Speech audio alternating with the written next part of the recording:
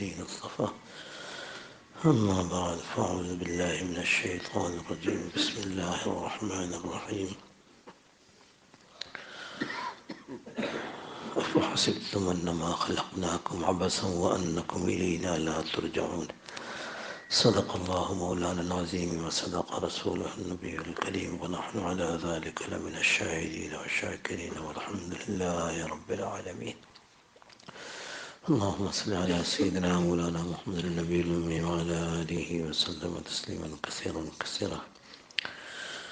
اللهم رب الحل والحرام ورب البيت الحرام ورب الركن والمقام أبلغ لروح سيدنا مولانا محمد منا السلام.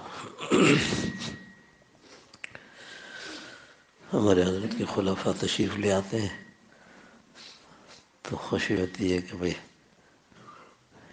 ان حضرات بھی یہ حضرات بھی حضرت رحمۃ اللہ علیہ سے فیض اٹھائے ہوئے ہیں، ان کی باتیں ہم سنیں گے ہمیں بھی فائدہ ہوگا، لیکن چونکہ طبیعت خراب ہے اس لیے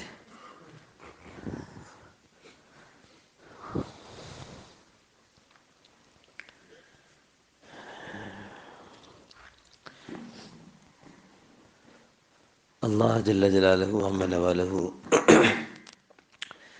ہم کہتے ہیں سبحان اللہ، اللہ پاک ہے، اللہ پاک ہے، بڑا وسیع مفہوم ہے۔ اللہ پاک ہے، کسی بھی کمی سے پاک ہے۔ وہ سننے والے ہیں، ان کے سننے میں کوئی کمی نہیں ہے، سمیع ہے، ان کی سنوائی میں کوئی کمی نہیں ہے، زبردست سننے والے ہیں، بصیر ہیں، ان کے دیکھنے میں کوئی کمی نہیں ہے، سبحان اللہ، بس خوب دیکھنے والے ہیں۔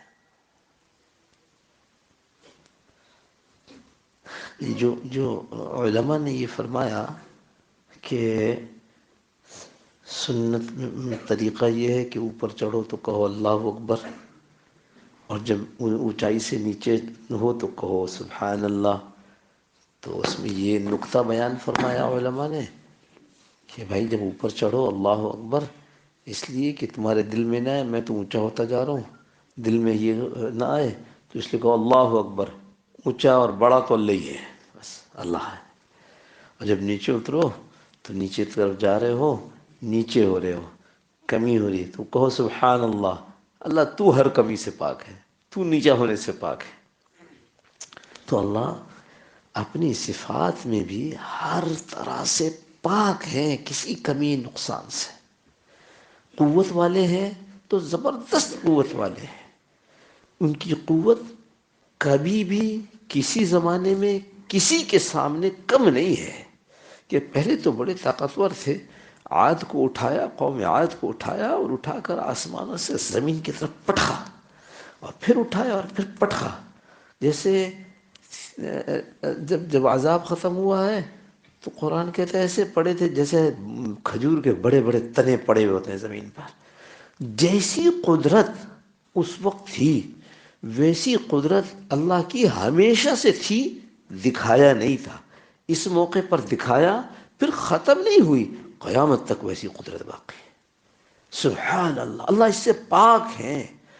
بلکہ بعضوں نے تاریخی روایت کے اعتبار سے یہ فرمایا کہ اللہ پاک نے حکم دیا کہ ہوا کے خزانوں میں سے تھوڑی سی ہوا کو کھول دے تاکہ یہ عاد اس کا مزہ چکھیں، کہ یہ کہتے تھے من اشد منا قوہ، ارے ہم سے زیادہ طاقتور کون ہے، ان کو ذرا ہوا کا مزہ تو چکھاؤ۔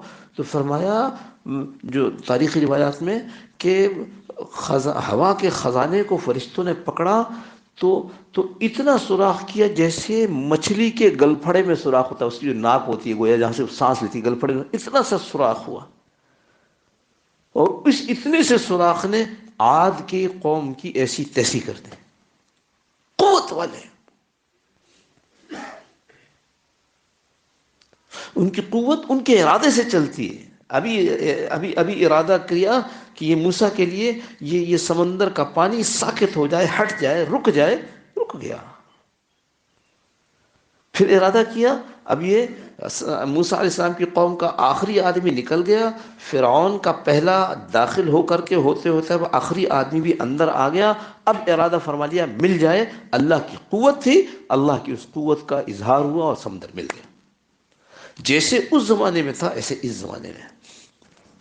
یہ جو سونامی ونامی تو چھوٹی چھوٹی چیزیں ہیں، بلکہ اسی لیے کبھی کہا جاتا ہے کہ یہ نہ کہو اللہ کی قدرت کو، اللہ کی قدرت کا ادنا سا مظاہرہ ہے، قدرت تو بہت بڑی ہے، بہت بڑی ہے قدرت اس کی۔ تو اللہ پاک ہے، بیکار کام سے پاک ہے، اللہ کا کوئی کام بیکار نہیں ہے، ایسے ہی کر دیا بس۔ ہر کام میں حکمت ہے، ہر کام کے پیچھے کوئی نہ کوئی وجہ ہے، زبردست وجہ ہے۔ آج پتہ چل جائے، پتہ چل جائے، آج پتہ نہیں چلے تو اس کا مطلب یہ نہیں کہ وہ بیکار کام تھا، آج پتہ نہیں چلے کل قیامت میں کھل جائے گی یہ کیوں تھا۔ کوئی کام اللہ کا ایسا نہیں جو بے فائدہ ہو۔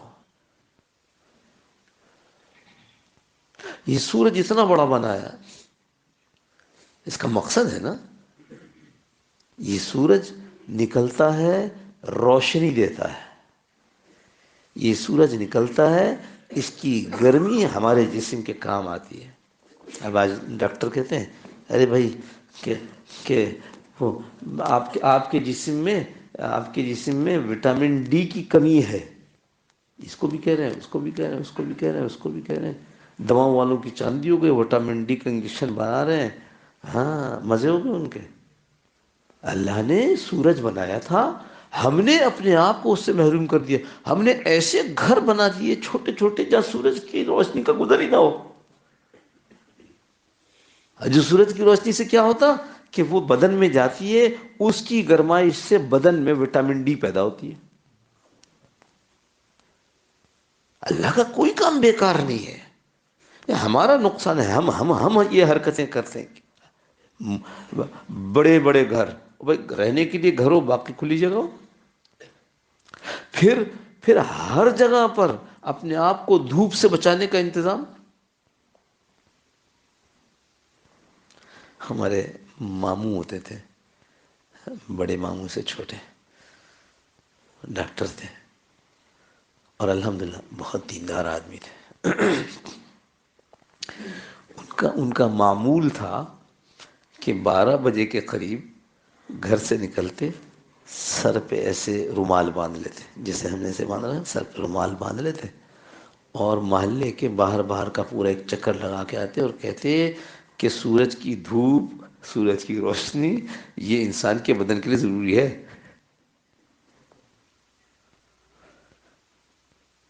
پتہ نہیں کتنی حکمتیں کھلی ہے، کتنی کھلی نہیں۔ یہ کھیتی پک رہی ہے، یہ سورج کی گرمی سے پک رہی ہے۔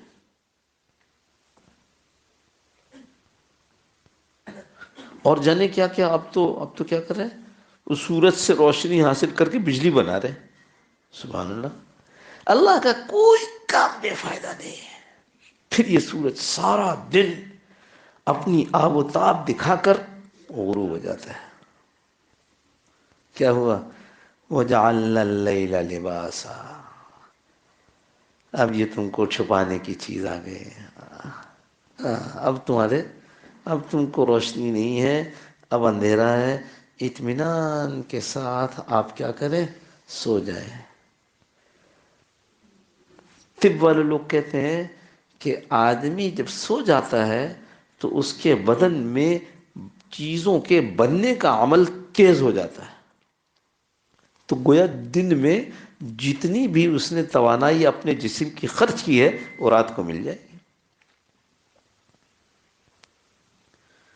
کوئی کام اللہ کا بے فائدہ نہیں، اس لیے اللہ کی قدرت کو جانو، مانو، اس کو استعمال کرو۔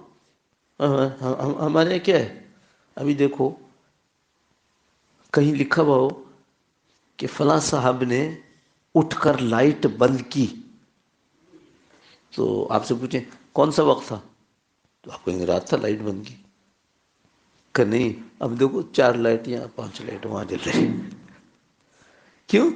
ایسے مکانات بنائے ہیں کہ جن میں روشنی کا گزر نہیں ہے، حالانکہ اللہ نے یہ روشنی دی تھی۔ ایسے ہی چاند کو سمجھ لو، ایسی ہی ہواؤں کو سمجھ لو، ایسے ہی بادلوں کو سمجھ لو، ایسی زمین کو سمجھ لو، نہ اتنا سخت بنایا کہ چلنے میں مشکل ہو، نہ اتنا نرم بنایا کہ آدمی کا پاؤں دھس جائے۔ سبحان اللہ، صحرا بنایا اللہ، کیوں بنایا؟ بس بنایا ہے۔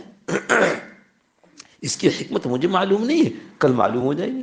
وہ ایک بادشاہ بیٹھا ہوا تھا اور مکھی آئے اور بار بار ناک پہ بیٹھ جائے، پھر یوں کرے، پھر تھوڑی دیر بعد پھر کہیں سے گھوم کے آئے، پھر ناک پہ مارنے کی کوشش کرے تو مرے نہیں۔ تو برابر میں وزیر با تدبیر، ہاں پہلے تو، اب تو وزیر ایسے ہی ہوتے ہیں، وزیر مال کمانے والے، پہلے کہا جاتا تھا وزیر با تدبیر، وزیر ایسے آدمی کو بنایا جاتا تھا جس کے اندر عقل ہو، تدبیر ہو، دانائی ہو۔ تو وزیر صاحب بیٹھے ہوئے تھے، ان سے پوچھا، بلکہ جھلاہٹ میں کہنے لگا، یہ اللہ پاک نے مکھی کیوں بنائی ہے؟ تنگ کر رہی ہے آ کے، کام کوئی ہے ہی نہیں، وہ چلو شہد کی مکھی تو شہد بناتی ہے۔ تو وزیر با تدبیر کہنے لگے، جان کی امان پاؤں تو بتاؤں، یعنی ایسا نہ ہو کہ میری بات سے غصہ ہو کہ آپ میرا سر ہی قلم کر دیں، تو جان کی امان پاؤں تو بتاؤں۔ انہوں نے کہا ہاں بتاؤ۔ تو کہا بات یہ ہے کہ یہ مکھی اللہ نے اسی لیے پیدا کی ہے کہ آپ جیسے بادشاہوں کو ان کی عاجزی کا احساس ہو۔ کوئی کام میرے رب کا بغیر حکمت کے نہیں ہے، ہر چیز کا ایک مقصد ہے، ایک مقصد ہے، کئی مقصد ہے۔ بعض مقصد کھل گئے، بعض مقصد نہیں کھلے، بعد میں کھلیں گے پتہ چلے گا۔ تو اس پوری کائنات میں اللہ کی سب سے بڑی، سب سے پیاری، سب سے اچھی مخلوق کون؟ انسان۔ تو انسان کو بغیر مقصد کے بنایا ہے۔ سورج کو تو بنایا مقصد سے، سورج کو بڑا مقصد ہے، روشنی دے رہا ہے اور گرمی پیدا کر رہا ہے، فلانا کر رہا ہے، اور کتنے سمجھ میں آ گئے اور کتنے بھی سمجھ میں نہیں آئے، اور چاند کی چاندنی اور رات اور دن اور دنیا اور زمین، یہ سب تو مقصد سے بنا ہے۔ لیکن جو سب سے بڑی مخلوق تھی اس کو بے مقصد بنا دیا۔ نہیں، افحسبتم، جو قرآن کی آیت ہے، افحسبتم انما خلقناکم عبثا، ہاں یہ تم گمان کرتے ہو کہ تم کو پیدا کر دیا عبثا، بیکار، کوئی کام نہیں تمہارا، کوئی تمہارا پیدائش کا مقصد نہیں تھا۔ کیا تم گمان کرتے ہو کہ تم کو عبث اور بیکار پیدا کیا ہے؟ اور وَأَنَّكُمْ إِلَيْنَا لَا تُرْجَعُونَ، اور کیا تم کو پھر واپس ہمارے پاس نہیں لایا جائے گا، لوٹائے نہیں جاؤ گے تم؟ تو گویا اب پتہ کرنا پڑے گا کہ مالک نے مجھے جو ملازم رکھا ہے، کیوں رکھا ہے؟ اس لیے کہ اس نے کہا ہے کہ میرے پاس آ کر کے حساب دینا ہوگا۔ تو پتہ تو کروں کہ میرے ذمہ کام کیا ہے، کس چیز کا حساب دوں گا۔ اگر مالک بتائے نہیں کہ تمہارا کیا کام ہے تو آدمی کو خود سے کیسے پتہ چلے گا کیا کام ہے؟ تو میرے رب نے یہ ارشاد فرما دیا، وما خلقت الجن والانس الا لیعبدون، ہم نے جن اور انس کو پیدا کیا ہے اس کس لیے کہ وہ میری عبادت کریں، لیعبدون، میری عبادت کریں یا میرے بندے بن کر رہے ہیں۔ اس کی تشریح یا اس کا سمجھانا بعض مفسرین نے اس سے بھی کیا ہے، لیعرفون، کہ میری پہچان پیدا کر کے میرے پاس واپس آئے۔ لیکن جو صاف لفظ لکھا ہے لیعبدون، میرے بندے بنے، بلکہ دوسرے لفظوں میں تاکہ میری بندگی کریں۔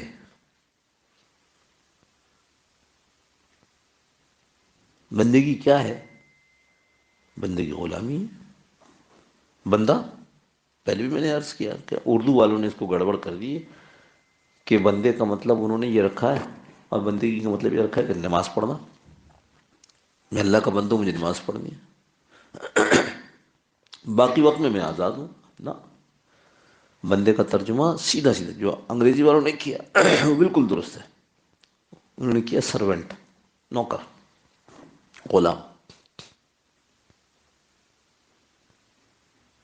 اللہ نے ہم کو یہاں سورج کو روشنی دینے کے لیے پیدا کیا، ہم کو اپنی غلامی کرنے کے لیے پیدا کیا،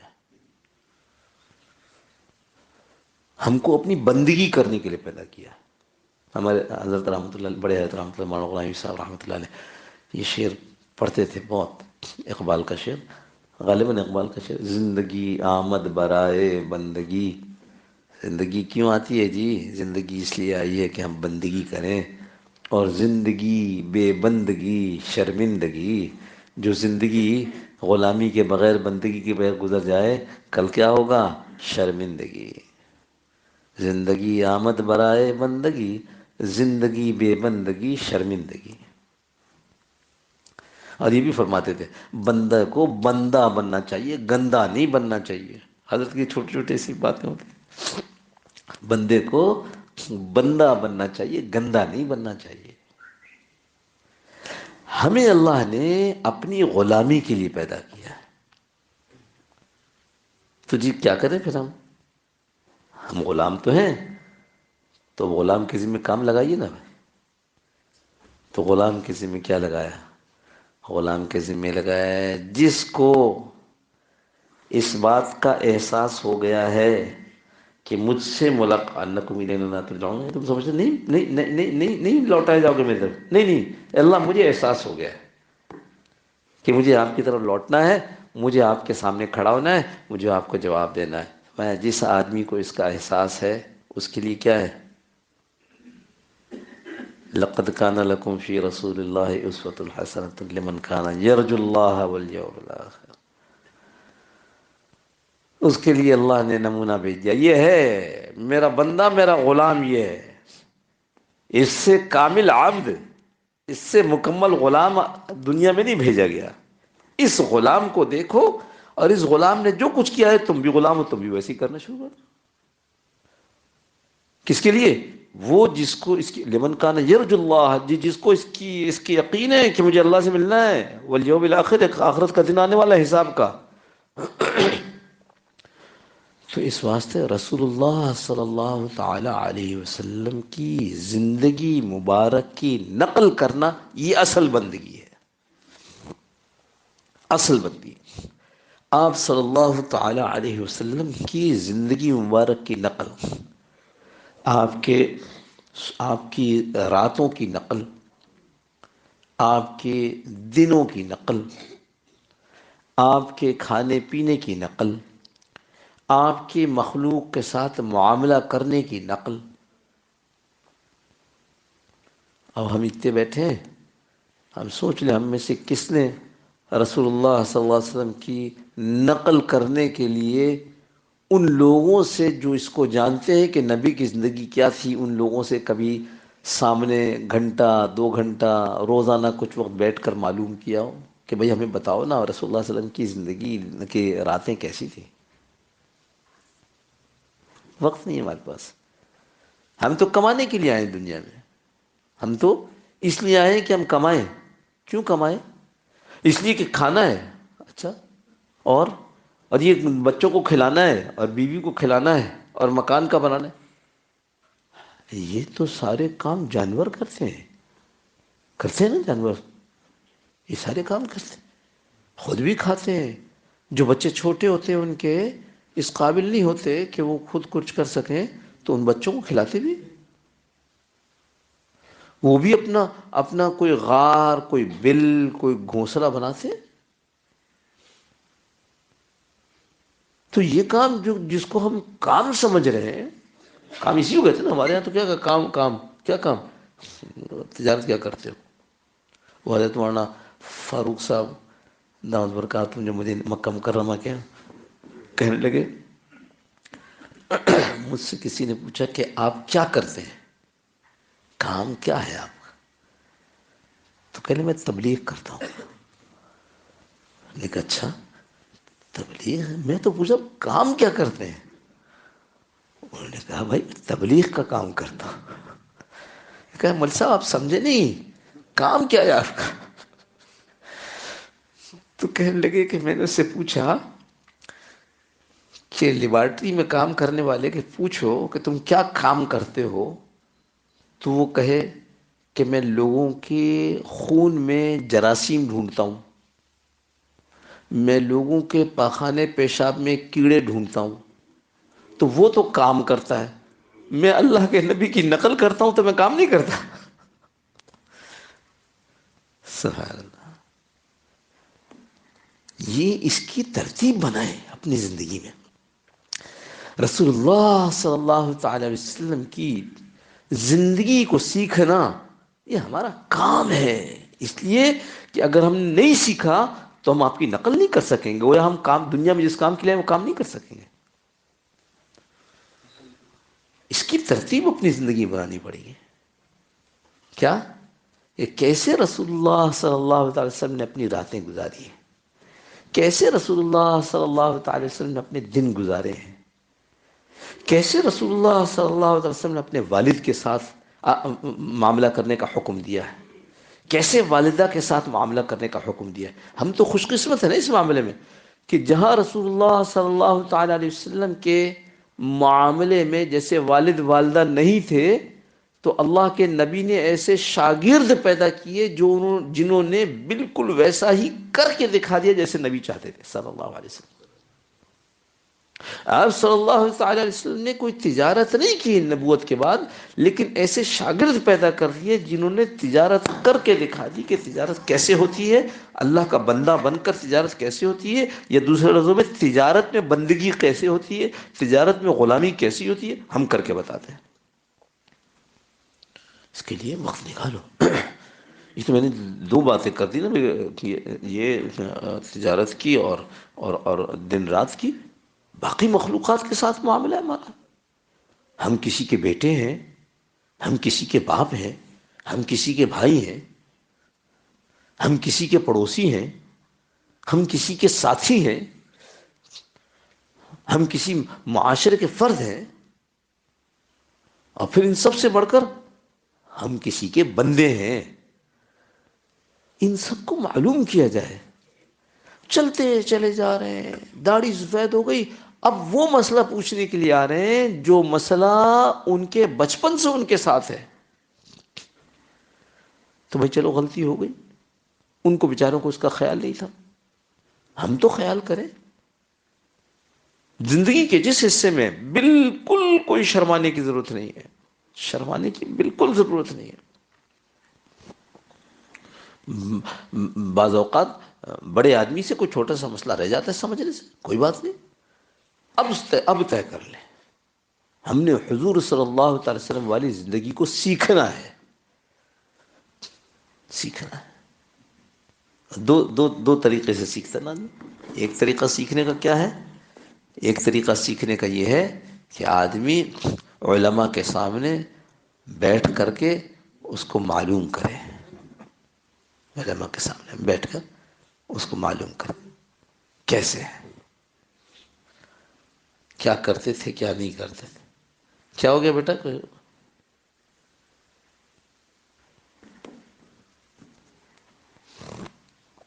کوئی مسئلہ تو نہیں؟ اچھا،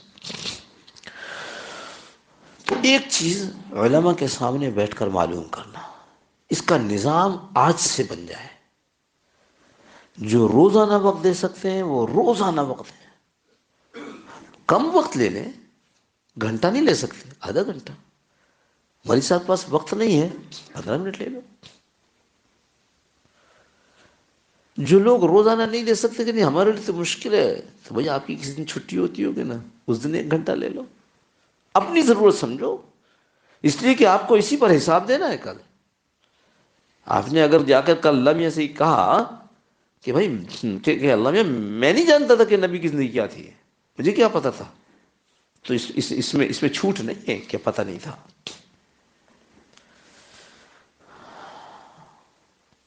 دوسری چیز عملی زندگی سیکھتا ہے۔ ایک ہے علم، اس کا علم آ گیا، ایک عملی طور پر سیکھتا ہے۔ عملی طور پر سیکھنے کی کوشش کریں، دعوت کے کام میں نکلے، مسجدوں والے ماحول میں رہیں، صبح شام کی زندگی اور مزید دوسری چیزوں کا سیکھنا، اس کو مضبوطی سے کر کے اپنے گھر پر آ کر کے پھر اس کو تجارت جو سیکھی تھی وہ تجارت کی جگہ پر جا کر کرے، بیوی بچوں کے ساتھ جو معاملہ سیکھا تھا وہ جب گھر پہنچے تو بیوی بچوں کے ساتھ معاملہ کرے۔ لیکن زندگی جیسے سیکھنی ہے علماء کے سامنے بیٹھ کر، ایسے ہی اس کو عمل کر کے سیکھنا ہے اپنی عملی زندگی کے اندر۔ ایک بڑا دروازہ دعوت کا کھلا ہوا ہے، بڑا مدرسہ ہے، چلتا پھرتا مدرسہ، بڑی عمر کے لوگ آتے ہیں، عقائد صحیح ہوتے ہیں، اعمال صحیح ہوتے ہیں، ہاں لیکن دعوت میں دعوت کے اصولوں کے ساتھ لگنا۔ اب ہم نے دیکھا، ہم حیران ہو گئے، وہاں مسجد میں گئے تو معلوم ہے جماعت آئی ہوئی ہے، کسی مسجد میں گئے وہاں جماعت آئی ہوئی ہے، تو ایک بچہ ادھر بیٹھا ہے، ایک آدمی ادھر بیٹھا ہے، ایک آدمی ادھر بیٹھا ہے، سب کے ہاتھ میں اپنے اپنے موبائل ہیں۔ ایسے آدمی کی دعوت میں لگنے کا اس کو کم از کم فائدہ نہیں ہو سکتا۔ دعوت میں لگنا دعوت کے اصولوں کے مطابق ہے، جو دعوت والے بتا رہے ہیں، جو ان کے بڑے سمجھا رہے ہیں، اس طرح لگنا۔ ہمیں یاد ہے پرانے زمانے میں وہ خط لکھنے کو بھی برا سمجھتے تھے کہ بھائی آپ تھوڑے تھوڑے دن سب سے ہٹ کٹ کر کے رہو۔ ہمیں یاد ہے ہر روز ہماری عادت تھی، ہر روز رات کو آج سارے دن میں جو ہم نے کیا ہوتا تھا وہ لکھتے تھے۔ ڈاکٹر صاحب سے ملاقات ہوئی، ان سے بات ہوئی، انہوں نے کہا ہے فلاں وقت یہ کریں گے، پھر جب ایک ہفتہ ہو جاتا، مولانا یہ اپنے معمول بتا رہا ہوں چلے کے، جب ایک ہفتہ ہو جاتا تو پھر اس سارے دنوں کا خلاصہ نکال کے والد صاحب کو لکھتا۔ نیت کیا تھی کہ والد صاحب کو دعوت تو نہیں دے سکتے یوں کرے، ان کی ترغیب کے واسطے کہ ان کا ذہن بن جائے۔ پورے ایک ہفتے کی کارگزاری دعوت کو اگر دعوت والوں کے کہنے کے مطابق لگائیں گے، اس میں وقت تو بہت فائدہ ہوگا، بہت فائدہ۔ اللہ کے نبی صلی اللہ تعالی علیہ وسلم کی ترتیب پر اپنی دعوت کا کام کرنا یہ نفع سے خالی نہیں ہے، اور اس سے زیادہ نفع کسی ذریعے سے نہیں ہو سکتا۔ آپ کر لو کانفرنس سے جو کرنی ہے آپ کو، آپ بانٹ لو جتنے پمفلٹ آپ کو بانٹنے ہیں، کر لو جتنے جلوس آپ کو نکالنے ہیں، جو فائدہ رسول اللہ صلی اللہ تعالی علیہ وسلم کی ترتیب پر دین کے پھیلانے، دین کے اندر لانے کا ہوگا، وہ فائدہ کسی ذریعے سے نہیں ہو سکتا۔ دو باتیں ہو گئی، علماء کے پاس بیٹھنا، یہ ہم بندگی سیکھنے کی کوشش کریں۔ اور تیسری بات اس کے اندر کہ معلوم بھی کر لیا پر وقت پر عمل نہیں ہو رہا، عمل کرنے کی کوشش بھی کر لی تو جیسا عمل کہا گیا تھا ویسا ہو نہیں سکا۔ اس کے لیے خانقاہوں میں آتا ہے غفلت کی زندگی سے باہر آنا، کہ جو سیکھا تھا وہ وقت پر یاد آ جائے، جو سیکھا تھا وہ اسی طریقے سے انہوں نے، نماز کو پڑھنے کا طریقہ بتایا گیا تھا، نماز کو پڑھ رہے ہیں لیکن دل کی کیفیت کہیں اور ہے، یعنی نماز میں کھڑے ہوئے ہیں، نماز میں حاضر نہیں ہے۔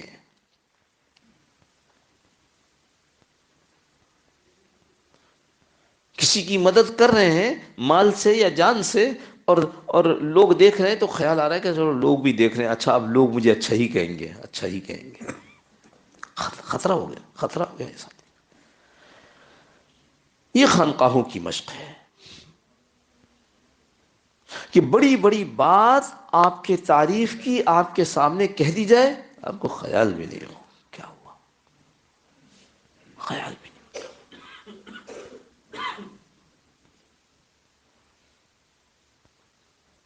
دو مثال دے رہا ہوں آپ کو۔ حضرت شیخ الحدیث رحمۃ اللہ علیہ نے اپنے آپ بیتی میں کہیں کہیں یہ لکھا ہے کہ فلاں صاحب آئے اور آ کر کچھ تفریحی فقرے کہے اور چلے گئے۔ تو جب آپ بیتی پڑھ رہا تھا تو میں سوچ رہا تھا یہ ہم کسی امام صاحب کے سامنے، مولوی صاحب کے سامنے کوئی تفریحی بات کریں، ہم سے یہ نہیں ہوتا، ایسا کون ہوتا ہوگا جو شیخ الحدیث کے سامنے بیٹھ کر کے تفریحی باتیں کر لے۔ خیر پڑھتے رہے، یہاں تک کہ ایک مقام پر حضرت نے خود لکھ دیا، اور کیا کہ جو میرے سامنے آ کر میری تعریف کرتا ہے میں اس کو تفریحی فقرہ سمجھتا ہوں۔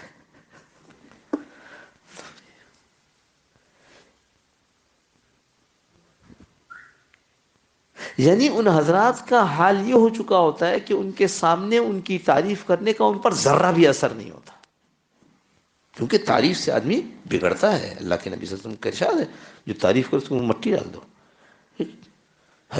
مولانا یوسف مطالعہ وہ لندن والے، وہ وہ ان کے سالانہ جلسہ جو ہوتا تھا ان کے مدرسے میں، وہ جو آدمی لوگوں کو بلا رہا ہے خطاب کے لیے، اس نے آخر میں ان کو بلانے کے لیے کہا کہ اب میں دعوت دیتا ہوں، اور ان کے القابات شروع کیے، ابھی نام نہیں آیا ہے، ابھی القابات آ رہے ہیں، کھڑے ہوئے اپنی جگہ سے، کہنے لگے آپ کو اس کام کے لیے نہیں رکھا گیا، آپ کو اس کام کے لیے نہیں رکھا گیا، آپ کو اس لیے رکھا گیا ہے کہ آپ میرا نام لے کر مجھے بلائیں۔ یہ وہ لوگ تھے جو اس کی خواہش نہیں رکھتے تھے۔ ہمارے ہاں تو آج نام القابات خود بنائے جاتے ہیں، خود بنائے جاتے ہیں، اللہ معاف فرمائے۔ ہاں، ایسی خانقاہوں میں نہ جانا بھائی، وہ خانقاہ نہیں ہے، وہ بقول حضرت حکیم اختر صاحب کی خامخواہ ہے۔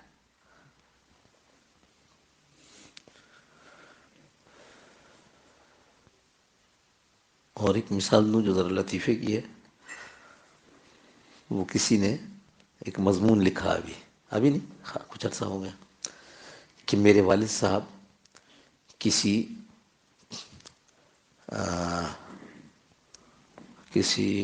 وہ فوجیوں کی رہائش کی جگہ جو ہوتی ہے اس میں امام تھے، مسجد تھی اس کے امام تھے، تو وہاں کے بڑے فوجی جو تھے انہوں نے کہا کہ وہ اس دفعہ امام صاحب کوئی بڑے آدمی کو آپ لے کر آئے ہمارے سیرت کے جلسے میں۔ تو کہنے لگے میں نے مولانا سلیم اللہ خان صاحب سے جا کر درخواست کی کہ حضرت ہمارے یہاں اس طرح سے بلایا ہے، آپ تشریف لے آئیں، تو وہ چلے گئے۔ اچھا، اس کے بعد جیسے جلسہ ہو رہا ہوتا ہے، سیرت کا جلسہ ہو رہا ہے، ادھر وہ صاحب بیٹھے ہیں جو وہاں کے بڑے ہیں، ادھر حضرت مولانا سلیم اللہ خان صاحب بیٹھے ہیں۔ حضرت سے پوچھنے لگے آپ کیا کون ہیں آپ وہ جاننا چاہ رہے کہ بڑے آدمی کون ہیں آپ؟ انہوں نے کہا میں دین کا طالب علم ہوں۔ انہوں نے کہا اچھا، وہ خاموش ہو گئے۔ جب جلسہ ختم ہوا تو امام صاحب کو بلوایا، کہا آپ نے ہمارے ساتھ غلط بیانی کی ہے، ہم نے آپ سے کہا تھا کسی بڑے آدمی عالم کو لانے کے لیے، آپ تو کسی طالب علم کو لے کے آ گئے۔ یہ ان امام صاحب کے صاحبزادے نے اخبار میں مضمون لکھا ہے کہ میں نے یہ دن دیکھا ہے کہ جب والد صاحب کو انہوں نے کہا تو والد صاحب نے بتایا بھائی ہمارے بڑے ایسے ہی ہیں، وہ اپنی بڑائی نہیں، اپنے آپ کو بڑا نہیں سمجھتے، وہ جتنے بھی بڑے ہو جائیں وہ اپنے آپ کو چھوٹا ہی سمجھتے ہیں۔ تو یہ بڑے شیخ الحدیث ہیں، بڑے بڑے علماء اور مفتی ان کے شاگرد ہیں۔ انہوں نے کہا نہیں، انہوں نے خود مجھے بتایا کہ میں طالب علم ہوں، لہذا انہوں نے لکھا ہے کہ اس کے بعد انہوں نے میرے والد صاحب کے خلاف انکوائری شروع کرائی، تحقیقات کہ ہم سے جھوٹ بولا گیا۔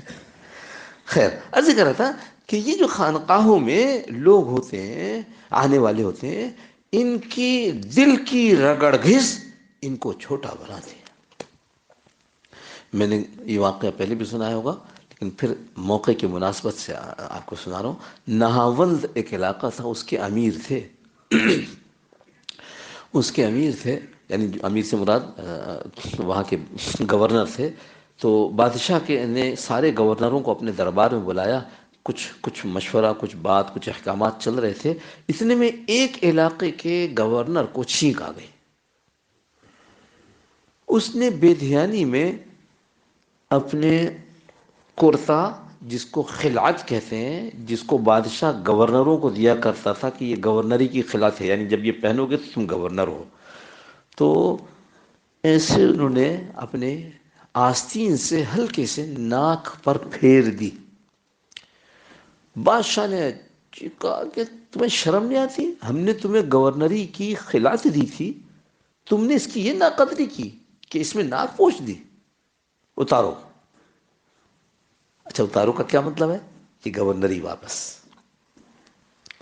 انہوں نے، بادشاہ کا حکم ہے، جس بادشاہ نے گورنری دی تھی انہوں نے اپنی خلعت اتار کے گورنری واپس کر دی اس کو۔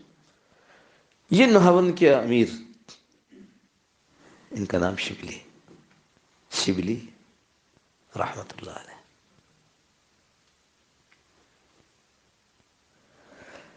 یہ پہلے گورنر تھے. شبلی کون؟ یہ شبلی نعمانی والے نہیں، ابو بکر علام ابو بکر شبلی جو جنید بغدادی رحمۃ اللہ علیہ کے ہم عصر تھے، بڑے بزرگ تھے، اس زمانے میں گورنر تھے، دنیا داری. تو ایک دم سے خیال آیا کہ اس آدمی نے اتنی ذرا سی بے اکرامی ہوئی ہے تو یہ گورنری چھین لی تھی. گورنری کو ایسی چیز ہے. چلو انہوں نے اس کے ساتھ وہ بھی اٹھ کر کے اس کو خلط حوالے کیا. اگر تمہاری گورنری اتنی سی چیز سے خراب ہو جاتی ہے تو لو اپنی گورنری اپنے پاس. اور دربار سے نکل آئے اور سیدھا کسی اللہ والے کی خانقاہ میں پہنچ گئے. حضرت دنیا داری بہت کر لی، اب اللہ کی بندگی کرنی ہے. بادشاہ کی چاکری بہت ہو گئی، اب اللہ کی بندگی کرنی ہے. کون ہو؟ کہ جی پہلے نہ ان کا گورنر تھا، اب گورنر ہی چھوڑ کر آئے. اچھا، یہ سامنے دیکھ رہے ہو جہاں لوگ استنجا کرتے ہیں، کہ جی بس یہاں جا کر بیٹھ جاؤ اور لوگوں کے لیے استنجے کے ڈھیلے ڈھونڈ کر جمع کیا کرو، اور جو آئے اس کو استنجے کے ڈھیلے حوالے کیا کرو. یہ کیسے خانقاہیں انسان کو رگڑ گھس کر کیا بنا دیتی ہے. 1 سال لکھا ہے، پورے 1 سال ان کی ڈیوٹی استنجے خانے پر رہی.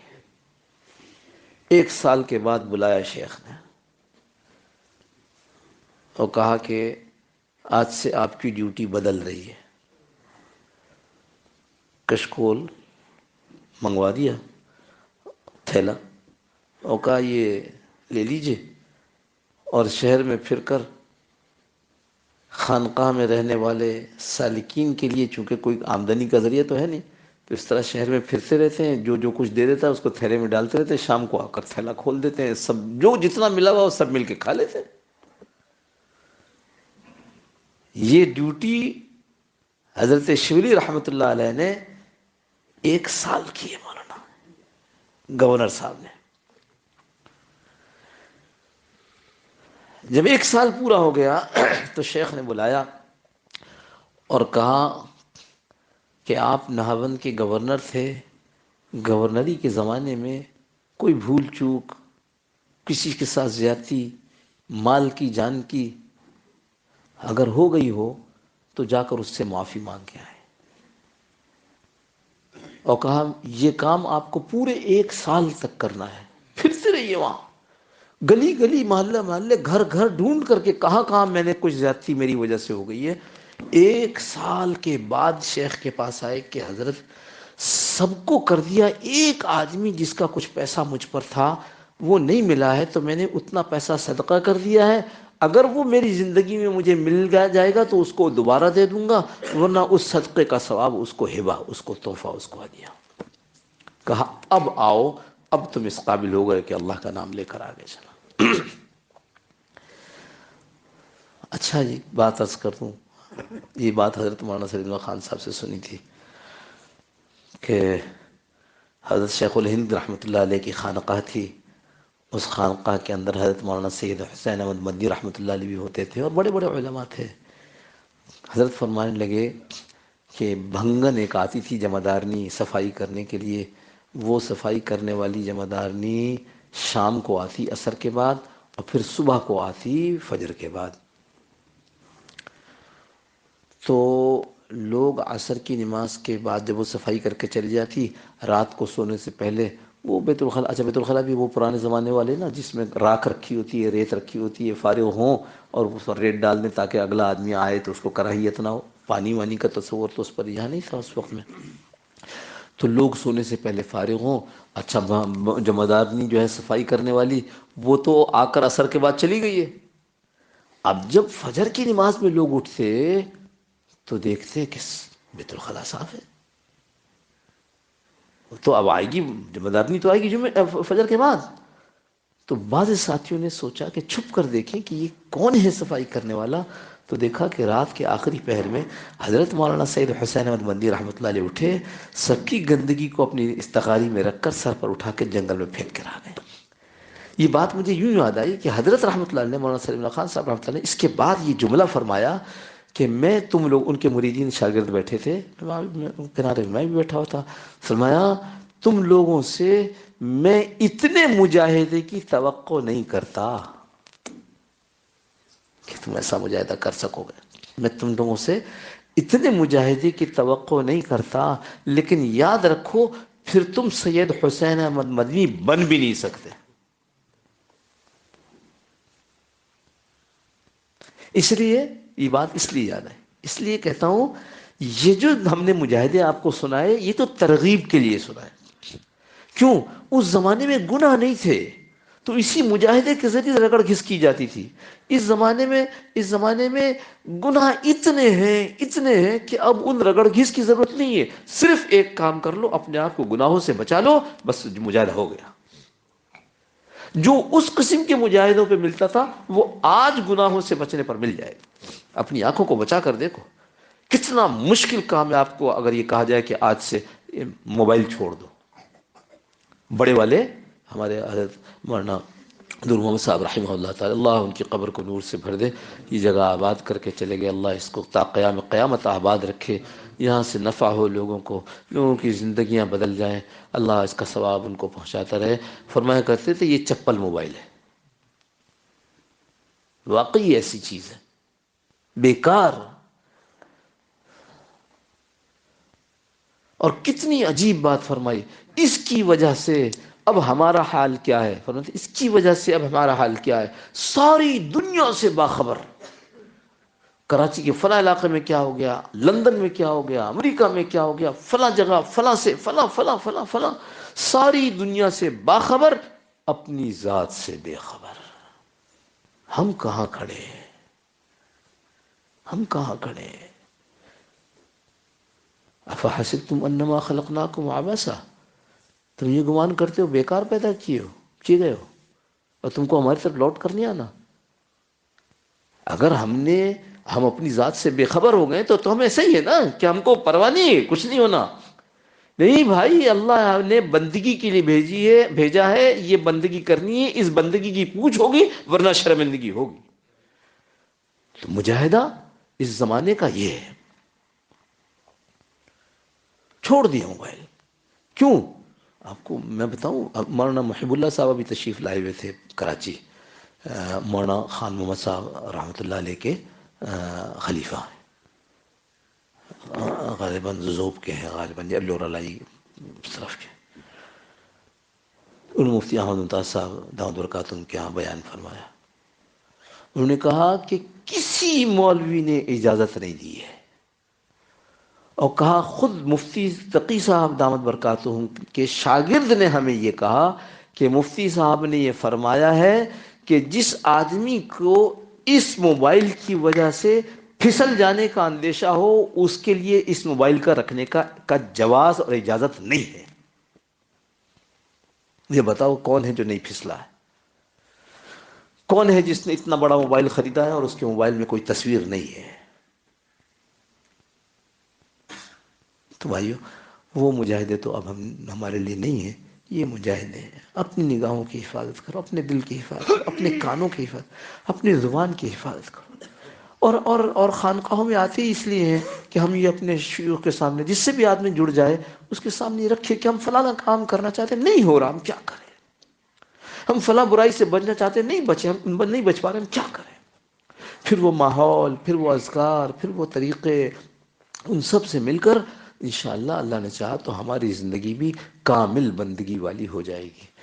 اللهم صل على سيدنا مولانا محمد النبي الأمي وعلى آله وسلم تسليما كثيرا كثيرا.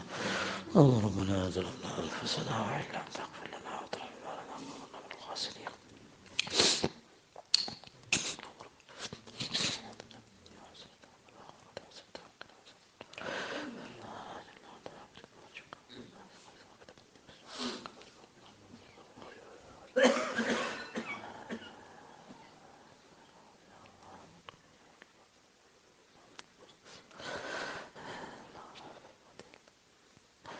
اللہ اپنے فضل سے، اپنے کرم سے، اپنی مہربانی سے اللہ ہمارے سارے گناہوں کو معاف فرما دے، سزا کے بغیر معاف فرما دے۔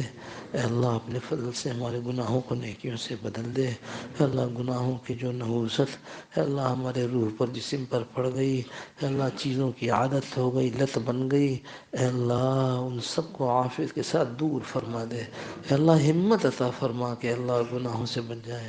اے اللہ ایسے اسباب بنا دے عافیت کے ساتھ کہ اللہ ہم گناہوں سے بچ جائیں۔ اے اللہ گناہوں کی کراہیت، گناہوں سے نفرت دل میں ڈال دے اور گناہوں سے بچا لے۔ نیکیوں کا چسکا، نیکیوں کی الفت محبت دل میں ڈال دے اور نیکیوں پر چلا دے۔ اے اللہ اپنے فضل سے، اپنے کرم سے اپنی ولایت خاصہ کا تاج ہمارے سروں پر رکھ دے۔ اے اللہ اپنی نسبت خاصہ ہمیں نصیب فرما دے۔ ہمیں معلوم ہے ہم اس قابل نہیں ہے، اے اللہ ہمیں معلوم ہے ہم اس قابل نہیں ہے، اے اللہ مگر تو کریم ہے۔ اللہ سنا ہے کریم نالائقوں کو بھی دے دیتا ہے، اللہ ہمیں بھی عطا فرما دے۔ اپنی شان کریمی سے ہمیں بھی اپنا بنا دے۔ اے اللہ اپنی شان کریمی سے ہماری بقیہ زندگی کو اے اللہ ولایت خاصہ کے ساتھ جوڑ دے۔ اے اللہ جو لوگ بیمار ہیں، میرے بھائی چھوٹے ان کو فالج کا اٹیک ہو گیا ہے، بیمار ہیں، دوبارہ اسپتال میں داخل کیا گیا ہے، دعا فرمائیے اللہ پاک ان کو بھی شفائے کاملہ عاجل مستمر نصیب فرمائے۔ ایک اور ہمارے ساتھی یہاں رہتے ہیں رضوان بھائی، ان کی بچی کی طبیعت خراب ہے، کل انہوں نے بھی دعاؤں کی درخواست کی تھی، دعا فرمائیے ان کی بھی اللہ پاک سے ان کو بھی شفائے کاملہ عاجل مستمر نصیب فرما دے۔ ہم سب بیمار ہیں، ہم سب بیمار ہیں، سب کے لیے دعا کیجیے اللہ ہم سب کو، ساری امت کو روحانی جسمانی طور پر شفائے کاملہ عاجلہ مستمرہ نصیب فرما دے۔ ہم میں سے جو لوگ جس جس مسئلے میں انفرادی اجتماعی پھنس گئے ہیں، کوئی مسئلے ہمارے اوپر آ گئے ہیں، اللہ عافیت کے ساتھ ہم سب کے سارے مسئلوں کو حل فرما دے، ہم سب کے سارے مسئلوں کو حل فرما دے۔ اللہ ہم سب کے سارے مسئلوں کو تو اپنی طاقت قوت سے اللہ شان کریمی سے حل فرما دے۔ وصلی اللہ تعالی علی خیر خلقہ محمد وعلی آلہ وصحبہ اجمعین برحمتک یا ارحم الراحمین۔ جزاک اللہ خیر۔